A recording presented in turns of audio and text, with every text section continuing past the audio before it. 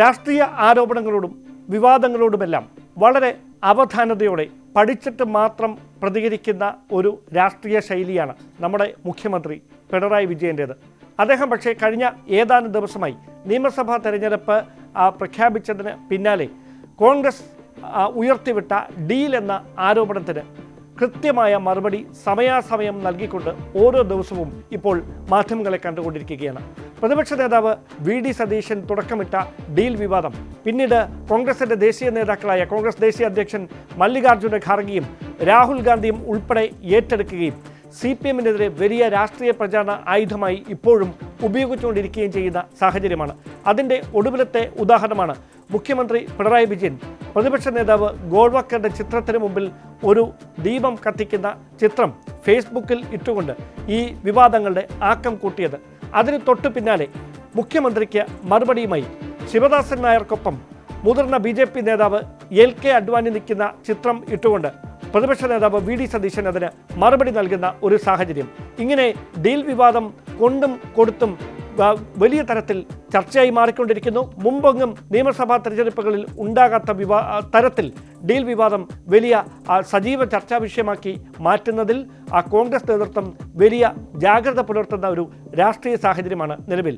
എന്താണ് ഡീൽ വിവാദത്തിന് പിന്നിലെ രാഷ്ട്രീയം? എന്തുകൊണ്ടാണ് ഈ വിവാദം ഇങ്ങനെ സജീവമായി ചർച്ചയിൽ നിലനിർത്താൻ കോൺഗ്രസ് നേതാക്കൾ ഒന്നിനു പിറകെ ഒന്നായി ശ്രമിച്ചുകൊണ്ടിരിക്കുന്നത്? അവിടെയാണ് 2021 LDF-നെ തുടർ ഭരണത്തിലേക്ക് കൊണ്ടുവന്നതിൽ മുസ്ലിം സമുദായം വഹിച്ച നിർണായകമായ പങ്ക് ചർച്ചകളിൽ നിറയുന്നത്. നിലവിലെ സെൻസസ് പ്രകാരം സംസ്ഥാനത്ത് ആകെയുള്ള മുസ്ലിം ആകെയുള്ള ജനസംഖ്യയുടെ 28%. ആ 28% മുസ്ലിം വിഭാഗത്തിൻ്റെ മുസ്ലിം സമുദായത്തിൻ്റെ പിന്തുണ ഉറപ്പാക്കിക്കൊണ്ടാണ് 2021 കേരള സംസ്ഥാനം രൂപീകൃതമായതിനു ശേഷം ആദ്യമായി തുടർ ഭരണം എന്ന ലക്ഷ്യം LDF-ന് യാഥാർത്ഥ്യമാക്കാൻ കഴിഞ്ഞത്. അതുകൊണ്ട് തന്നെ സമാനമായ തരത്തിൽ 2026-ലും ഈ 28% വരുന്ന മുസ്ലിം സമുദായത്തിൻ്റെ പിന്തുണ കൃത്യമായി തുടർ ഭരണം, അതായത് പിണറായി 3.0 എന്ന അവരുടെ തുടർ ഭരണം എന്ന ലക്ഷ്യത്തിലേക്കുള്ള യാത്രയിൽ നിർണായകമായി മാറാൻ പോകുന്നത് ഈ മുസ്ലിം സമുദായത്തിൻ്റെ പിന്തുണയാണ്. അത് എത്ര കണ്ട് സാധ്യമാകും? അതാണ് ഏറ്റവും വലിയൊരു ചർച്ചാ വിഷയമായി എല്ലാ മുന്നണികൾക്കിടയിലും മാറിക്കൊണ്ടിരിക്കുന്നത്. കണക്കുകൾ പ്രകാരം 2024 നടന്ന ലോക്സഭാ തിരഞ്ഞെടുപ്പിൽ കേരളത്തിൽ 20 ലോക്സഭാ മണ്ഡലങ്ങൾ ഉൾപ്പെടുന്ന സ്ഥലങ്ങളിൽ ഏതാണ്ട് 111 നിയമസഭാ മണ്ഡലങ്ങളിൽ കൃത്യമായ മുന്നേറ്റമുണ്ടാക്കാൻ കോൺഗ്രസിന് കഴിഞ്ഞിരുന്നു. അന്ന് 18 ഇടങ്ങളിലേക്ക് LDF പരിമിതപ്പെടുന്ന സാഹചര്യമാണ് ഉണ്ടായത്. വെറും 11 ഇടങ്ങളിൽ കൃത്യമായി ആധിപത്യം ഉറപ്പാക്കാൻ, അതായത് 11 നിയമസഭാ മണ്ഡലങ്ങളിൽ ആധിപത്യം ഉറപ്പാക്കാൻ BJP നേതൃത്വം നൽകുന്ന NDAക്ക് കഴിയുന്ന ഒരു രാഷ്ട്രീയ സാഹചര്യമുണ്ടായി. പക്ഷേ അതിൽ നിന്ന് കൃത്യമായി പാഠം ഉൾക്കൊണ്ടിരുന്നു CPM. അതായത് അന്ന് SIR അടക്കമുള്ള വിഷയങ്ങൾ ഉന്നയിച്ചുകൊണ്ട് ന്യൂനപക്ഷത്തെ ഒപ്പം ചേർത്ത് നിർത്താനുള്ള നിർണായകമായ നീക്കമാണ് LDF നടത്തിയത്. പക്ഷേ അതിന് കൊടുക്കേണ്ടി വന്ന വില തെക്കൻ കേരളത്തിൽ, പ്രത്യേകിച്ച് കൊല്ലം, അതോടൊപ്പം തിരുവനന്തപുരം ഉൾപ്പെടെയുള്ള ജില്ലകളിൽ, അതോടൊപ്പം ആലപ്പുഴ ഉൾപ്പെടെയുള്ള സ്ഥലങ്ങളിൽ പാർട്ടിയുടെ കേഡർ വോട്ടുകൾ പരമ്പരാഗതമായി പാർട്ടിക്ക് ഒപ്പം നിന്നിരുന്ന ഈഴവ വോട്ട് ബാങ്കിലടക്കം വലിയ തരത്തിൽ ചോർച്ച സംഭവിച്ചു എന്ന വിലയിരുത്തലിലേക്ക് പാർട്ടിയുടെ സംസ്ഥാന നേതൃത്വം തന്നെ എത്തുന്ന സാഹചര്യമാണ് ഉണ്ടായത്.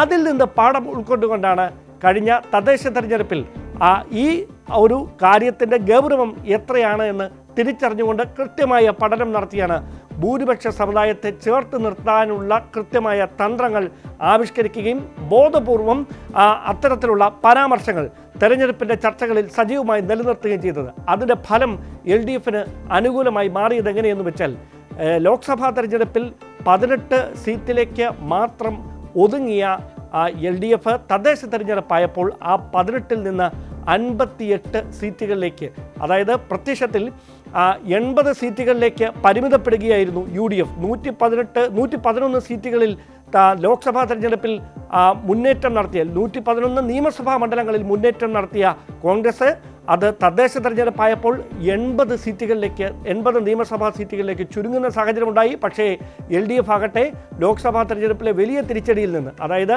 അവരുടെ 18 സീറ്റിൽ നിന്ന് 58ലേക്ക് കൃത്യമായി അവരുടെ ആ ഒരു മേൽക്കൈ ഉറപ്പാക്കാൻ LDFന് കഴിയുന്ന സാഹചര്യമാണ് ഉണ്ടായത്. BJP ആകട്ടെ 2 നിയമസഭാ സീറ്റുകളിലേക്ക് മാത്രം അവരുടെ മുന്നേറ്റം പരിമിതപ്പെടുന്ന തരത്തിലേക്ക് കാര്യങ്ങൾ മാറുകയും ചെയ്തു. ഇതിൽ സാമുദായികമായ ചില തന്ത്രങ്ങൾ കൂടി വലിയ തരത്തിൽ ചർച്ചകളിൽ നിറയുന്ന സാഹചര്യമുണ്ട്.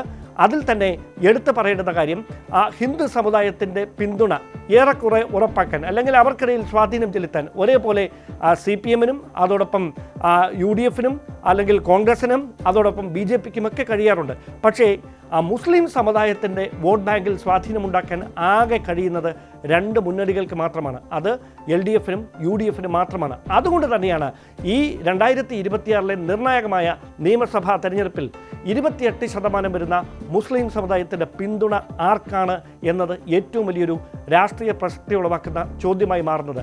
ആ ചോദ്യത്തിനുള്ള ഉത്തരമായിക്കൊണ്ടാണ്, അതായത് ഈ ഏത് വിധേനയും മുസ്ലിം സമുദായത്തിൻ്റെ പിന്തുണ ഉറപ്പാക്കാനുള്ള തന്ത്രങ്ങൾ കോൺഗ്രസ് എല്ലാ അവരുടെ ശൈലിയും ഉപയോഗിച്ചുകൊണ്ട് കൃത്യമായി നടപ്പിലാക്കുമ്പോൾ അതിന് മറുപടി പറയാനായി അതിനെ CPMനെ പ്രതിരോധത്തിലാക്കാനുള്ളൊരു നീക്കത്തിൻ്റെ ഭാഗമായാണ് ഇപ്പോൾ ഡെമോക്രസിൻ്റെ വാൾ പോലെ ഈ ഡീൽ എന്ന തന്ത്രം അത് പ്രതിപക്ഷ നേതാവ് ഉൾപ്പെടെയുള്ള നേതാക്കൾ മുമ്പിലേക്ക് എടുത്തിട്ടിരിക്കുന്നത്. അതുകൊണ്ട് തന്നെ ഈ ഡീൽ വിവാദത്തിന് ഏത് തരത്തിൽ മറുപടി നൽകാൻ കഴിയും എന്നതാണ് CPMന് മുമ്പിലെ UDF ഉയർത്തുന്ന ഏറ്റവും പ്രധാനപ്പെട്ട ഒരു വെല്ലുവിളിയായി മാറുന്നത്. കാരണം ഈ ഡീൽ വിവാദം തെറ്റാണ് എന്ന് പറഞ്ഞുകൊണ്ട് ഈ മുസ്ലിം സമുദായത്തെ ഈ 28% കൂടെ നിർത്താൻ ശ്രമിച്ചാൽ അതിന് കൊടുക്കാനുണ്ടാകുന്ന വില അത് ന്യൂനപക്ഷ പ്രീണനമായി വ്യാഖ്യാനിക്കപ്പെടുകയും ലോക്സഭാ തെരഞ്ഞെടുപ്പ് സമയത്ത് സംഭവിച്ചതുപോലെ ഈഴോ വോട്ട് ബാങ്ക് പരമ്പരാഗത വോട്ട് ബാങ്കിൽ വിള്ളൽ വീഴുകയും ചെയ്യുന്ന സാഹചര്യമുണ്ടാകും. അതേസമയം അവരെ ചേർത്ത് നിർത്താനായി ശ്രമിച്ചാൽ ഈ ന്യൂനപക്ഷ സമുദായം തങ്ങൾക്ക് എതിരായൊരു നിലപാടെടുക്കുമോ? ഇങ്ങനെ ഒരു രാഷ്ട്രീയ ചുഴി രൂപപ്പെട്ടിരിക്കുകയാണ്. ആ ചുഴിയിൽ ആര് മുങ്ങിത്താഴും എന്നതാണ് ഈ നിയമസഭാ തെരഞ്ഞെടുപ്പിൽ ഡീൽ രാഷ്ട്രീയത്തിലൂടെ ആ ചർച്ച സജീവമായി നിലനിർത്തുന്നതിലൂടെ എല്ലാ മുന്നണികളും നേതാക്കന്മാരും ശ്രമിച്ചുകൊണ്ടിരിക്കുന്നത്. അവിടെ കൊണ്ടും കൊടുത്തും മുഖ്യമന്ത്രിയും പ്രതിപക്ഷ നേതാവും കത്തിക്കയറുകയാണ്. പക്ഷേ വോട്ടർമാർ ഇവരിൽ ആർക്ക് അനുകൂലമായി നിലപാടെടുക്കുമെന്നറിയാൻ ഇനി ആഴ്ചകളുടെ മാത്രം കാത്തിരിപ്പ് ബാക്കി. കൂടുതൽ വാർത്തകൾക്ക് News 18 Keralam YouTube channel subscribe ചെയ്യുക.